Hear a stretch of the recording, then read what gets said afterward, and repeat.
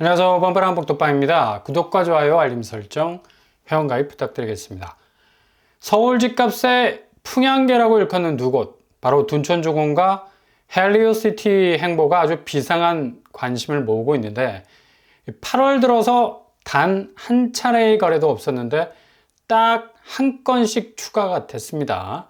오늘 올라온 거래 내역을 보면 정말 아주 기가 막힌 이 꼭지들이 정말 꼭지를 돌게 할 만큼의 이상한 궤적을 그리고 있는 걸 볼 수가 있는데, 먼저 올림픽 파크 포레온 30평대가 지난번에 고점 24억에서 18억에 거래가 돼서 발칵 뒤집어졌었죠.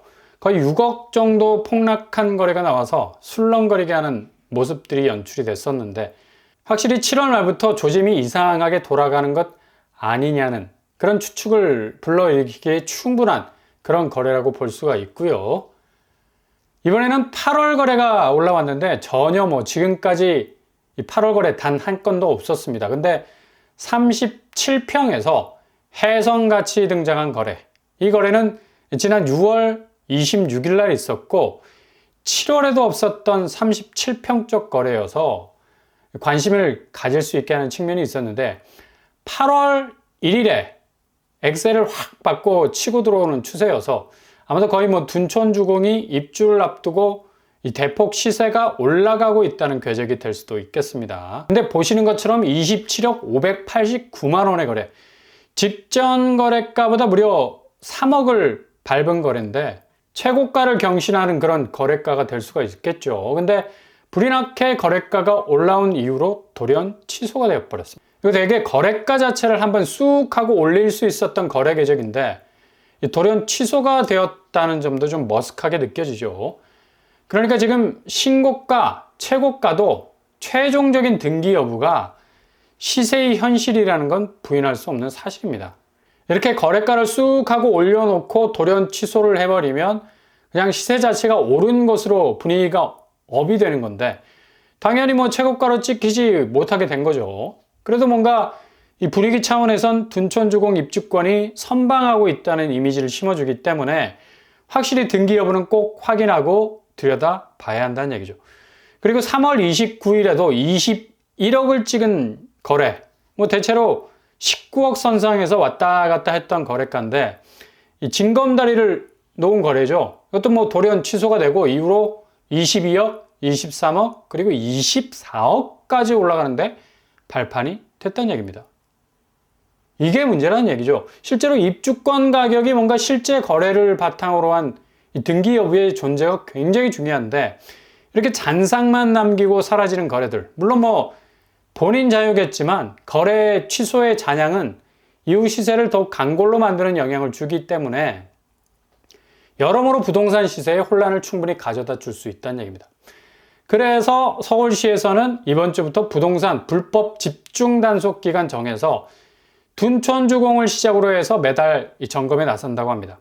혹시라도 있을 중개사무소에 불법적인 유무가 있는지를 들여다보겠다는 건데 워낙에 집값이 정말 오를 수 없는 상황에서 서울 집값만 비정상적으로 올랐던 지난 2달간의 움직임을 면밀히 들여다보겠다는 건데 확실히 거래 궤적을 보더라도 고개를 좀 갸우뚱하게 만드는 부분이 있기 때문에 아마 집중적인 단속에 들어가게 될 것으로 보입니다. 그리고 둔촌주공과 같은 서울 집값의 상징적인 풍향계, 바로 헬리오시티 아닙니까?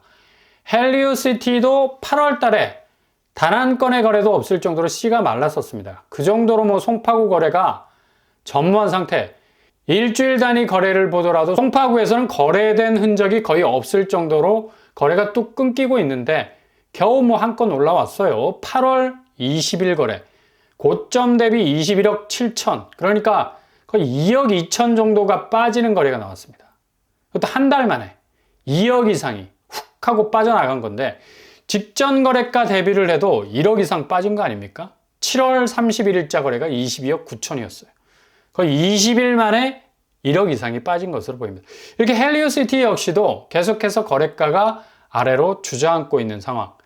헬리오시티 역시도 최고가 24억을 찍기 전에 22억 9천이 최고가였는데 이 거래도 최초 7월 10일 날 나왔었죠.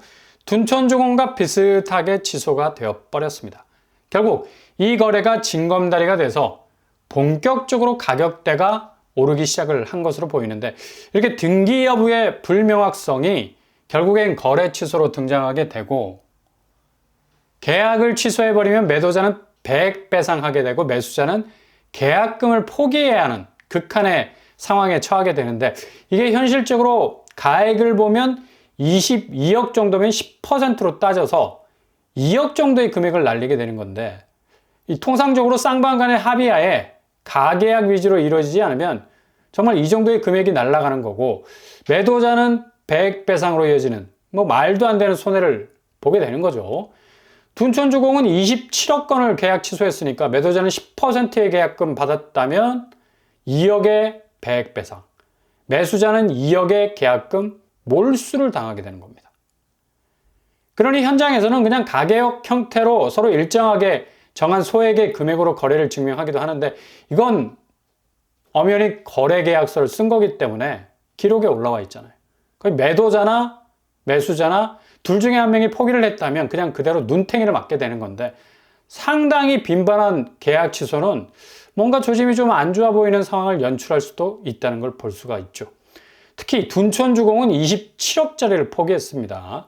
매수자가 계약서를 찢었다면 계약금 몰수, 헬리오시티는 22억짜리를 포기했으니까 매도자라면 계약금 100배상을 했어야 할 겁니다.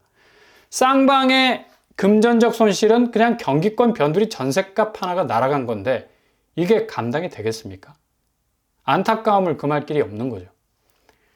아무튼 이렇게 지금 집값 자체가 두 아파트, 둔촌주공과 헬리오시티는 상당한 혼조세 안에 있는 것으로 보이고요. 서울 집값이 불장이라고 했던 것들이 그냥 그대로 불멍이 될 수도 있을 지경, 그냥 멍 때리고 그런가 보다 하고 쳐다보기만 했던, 그렇게 그냥 그대로 막을 내릴 수도 있는 두 달간의 추세인데, 그냥 불멍장세라고 부를 수가 있겠죠.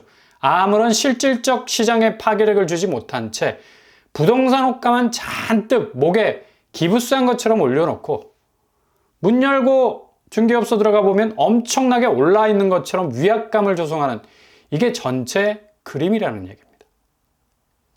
그러니 무주택자는 절대 기죽을 이유가 없어요. 정말 중개사무소에 걸어놓은 호가가 집주인들의 로망에 지나지 않을 수가 있는 가격표고, 이게 한번 흔들리기 시작을 하면 여지없이 옥수수 나달 빠져나오듯이 한꺼번에 털릴 수 있는 분위기. 바로 지금 하반기를 넘어서 가을로 가는 장세라는 얘기죠. 그러니 지금까지 잘 견뎌온 게 다행이란 얘기입니다. 자칫 혹해서 그냥 빨려 들어갈 수 있었던 위기가 왔었는데, 주변 장세에 잘 보고 판단을 하신 거죠.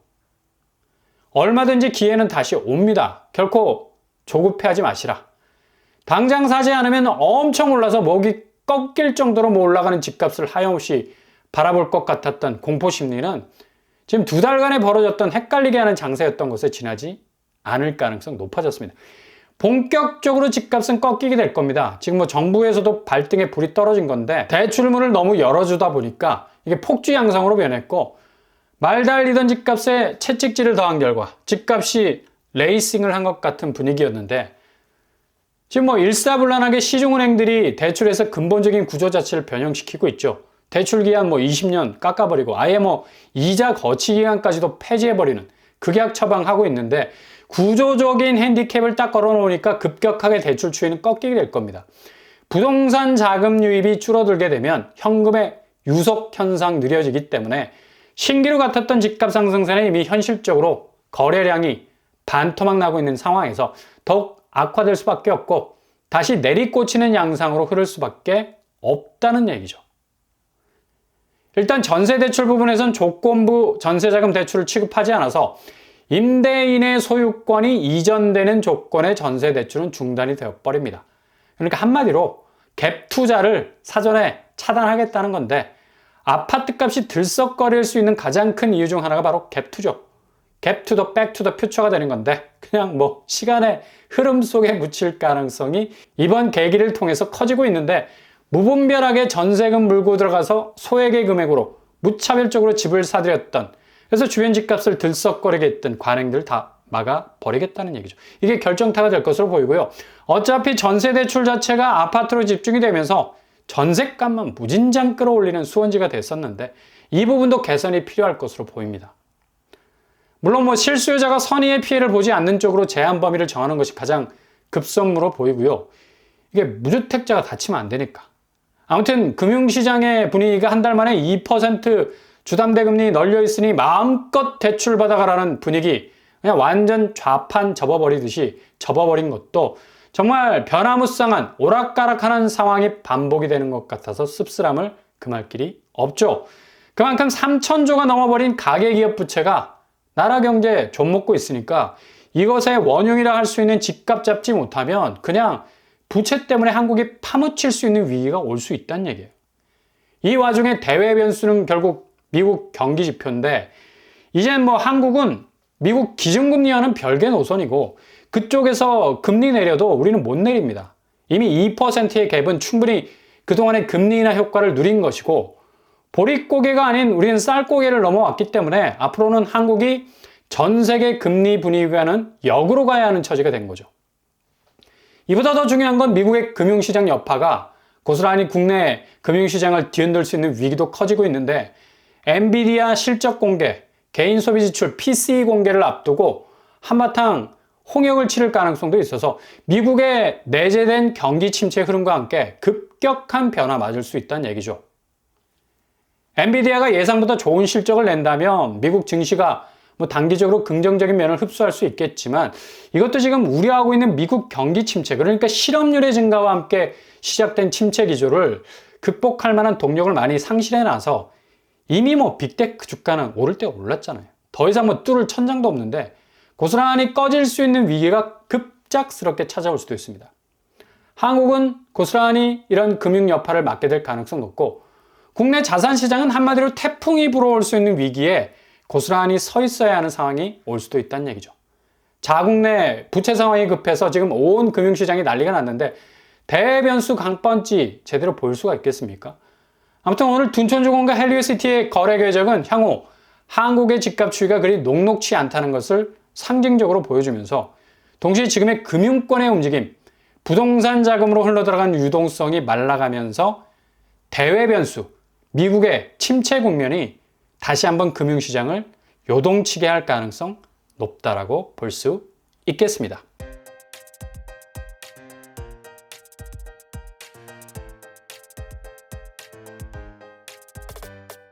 오늘의 부동산 키래커죠. 서울의 집값의 두 풍향계 궤적이 아주 요상하게 움직이고 있습니다. 가히 뭐 가을로 접어드는 시점에 쎄한 분위기는 거래량 감소와 더불어서 집값이 상당 부분 밑으로 처지게 될 것 같고요.